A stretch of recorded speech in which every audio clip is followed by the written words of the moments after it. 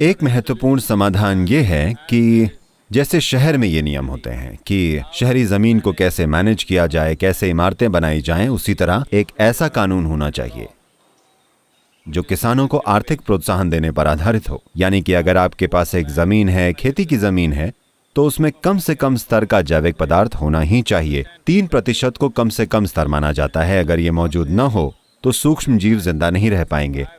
अगर सूक्ष्म जीव जिंदा नहीं रहते तो इस धरती पर जीवन भी जिंदा नहीं रह पाएगा।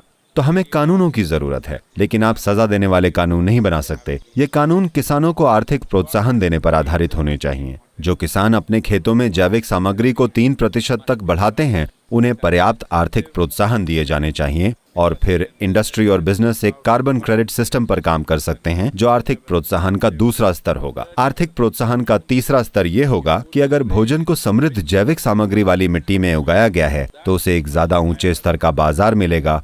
That will create better nutrients for the people and better health and उससे लोगों को बेहतर पोषण मिलेगा, बेहतर सेहत मिलेगी और वे बीमारियों से दूर रहेंगे। और देश को अन्य दूसरे भी लाभ होंगे, क्योंकि लोग सेहतमंद और खुश होंगे, जो ज्यादा क्रिएटिव और प्रोडक्टिव होंगे। तो आर्थिक प्रोत्साहन के इन 3 स्तरों को हमें COP15 में सामने लाना होगा और ये पक्का करना होगा कि ये केवल कोडिवर का हिस्सा न बने, बल्कि पूरी दुनिया का हिस्सा बने, ताकि किसानों को ये 3 फायदे मिलें। और एक बड़ी समस्या ये भी है कि आज बहुत सारे लोग खेती में नहीं जा रहे हैं, क्योंकि इसमें ज्यादा कमाई नहीं रही।